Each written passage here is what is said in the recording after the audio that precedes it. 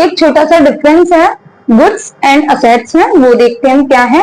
Goods में जब हम पर्पस के हिसाब से देखें तो गुड्स का पर्पस होता है कि उसको सोल्ड करना और रीसोल्ड करना, लेकिन असेट्स का पर्पस होता है कि उसको प्रोड्यूस करना गुड्स एंड फंड ऑपरेशंस के लिए।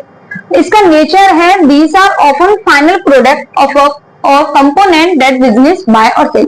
ये फाइनल प्रोडक्ट होता है जिसको कंपनी है, बिजनेस है, वो बाय कर रही है या फिर सेल कर रही है। ये असेट्स होती हैं जो टेंजिबल होती हैं और इंटेंजिबल भी हो सकती हैं, जिनको रिकॉर्ड किया जाता है कंपनी की बैलेंस शीट में। नेक्स्ट है एग्जांपल्स के बेसिस पे देखें हम इसको, तो इसके रॉ मटेरियल है, फिनिश्ड गुड्स है। जैसे कि अगर मेरी पिज्जा की शॉप है एक्सवाइज, तो जो मेरा पिज्जा है वो क्या है, गुड्स हो गया कि मैं आप पिज्जा को सेल कर रही हूँ। लेकिन अब मैं पिज्जा को ऐसे रोड पर तो लेके नहीं बैठ जाऊंगी सेल करने के लिए, मैंने उसके लिए एक लैंड ली, पिज्जा बनाने की मशीन ली,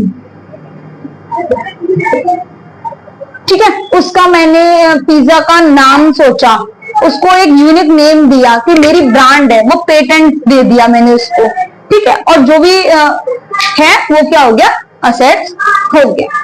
नेक्स्ट क्या है, टाइम हॉरिजन के हिसाब से। तो गुड्स जो है शॉर्ट टर्म होता है कि जैसे अगर मैंने अभी एग्जांपल दिया पिज्जा का, तो पिज्जा के शॉर्ट टर्म के लिए ही यूज होगा और उसका जो टाइम पीरियड है वो शॉर्ट टर्म के लिए होगा, ज्यादा लॉन्ग टर्म के लिए रखोगे तो वो खराब हो जाएगा। तो और जो असेट्स जो है वो क्या, लॉन्ग टर्म। जैसे लैंडर मशीन है हमारी, मैंने अभी पिज्जा बनाने के लिए लैंड ली है और जो मशीन ली है तो वो क्या है, हमारा लॉन्ग टर्म हो गया assets.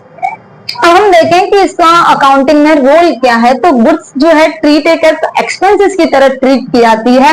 Inventories on the income statement, जो कि इन्वेंट्री होती है इनकम स्टेटमेंट में।